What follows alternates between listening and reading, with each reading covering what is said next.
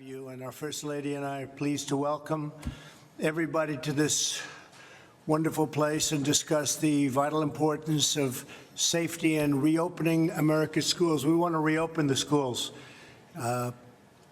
Everybody wants it. The moms want it, the dads want it, the kids want it. It's time to do it. You know, our mortality rate is right now at a level that people don't talk about, but it's down tenfold. So you look at deaths are way down from this horrible China virus, and it's a disgrace that it happened. Shouldn't have happened, but it did. And the economy is coming back, and it's coming back strongly. Jobs are setting records. For 2 months ago, they set the record, and then again, almost 5 million new jobs last month, which is a record, and it broke our last record of a month before. So the numbers are happening much faster than anybody anticipated. The stock market, NASDAQ, just hit another record today, and the markets generally are just really a very small amount below where they were at the height of the market when we first had to do this about 4.5, 5 months ago. And it's incredible what's happened. When you look at education, my administration has approved $13 billion for state and local education. We've approved over $6 billion to support colleges and another $6 billion in emergency grants to students, very importantly. We waived standardized testing requirements, deferred federal student loan and interest payments.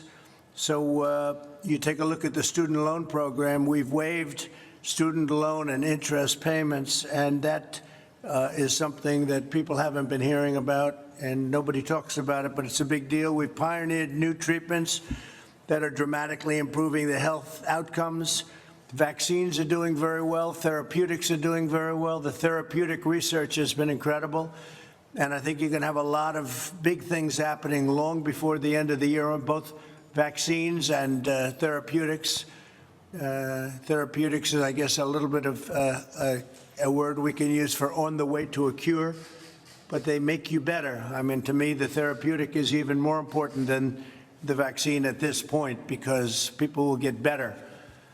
But the numbers are, the testing numbers are the highest they've ever been. We're almost up to 40 million in testing, and 40 million people, which is unheard of, far more than any other country, many times what any other country is. And therefore, we have more cases. Because we're doing more testing, we have more cases. If we did half the testing, we'd have far fewer cases. But people don't view it that way. What they have to view, though, is if you look at the chart, and maybe Mike has it, but we looked at it before. If you look at the chart of deaths, deaths are way down. So what we want to do is we want to get our schools open. We want to get them open quickly, beautifully in the fall. And as you know, this is a disease. It's a horrible disease, but young people do extraordinarily well. I was with the governor of New Jersey. We were talking, and he said and he mentioned a number which is a very high number, but it's a number nevertheless, thousands of people. There was only one person that died that was under 18 years old in the state of New Jersey, and that was somebody, I guess, had a problem with perhaps diabetes or something else. But one person out of thousands of people, one person died who was under 18 years old. So that's a pretty amazing stat when you think of it. But I'd like to now just give the mic to our First Lady. She's going to say a few words, and then we're going to go with Mike and Karen Pence. And then we'll go around the room a little bit, say a few words. And Kellyanne, you did a great job this morning. Thank you. Really great. So if I might, First Lady, please. Thank you. Good afternoon, everyone. The first pillar of my Be Best initiative is children well-being and taking care of children's social, emotional, and physical health has never been more important than during the COVID-19 pandemic. The administration has worked around the clock to protect Americans from the coronavirus, but many challenges for children and families can be just as invisible as the virus and just as dangerous. When children are out of school, they are missing more than just time in the classroom. They're missing the laughter of their friends, learning from their teachers, and the joy of recess and play.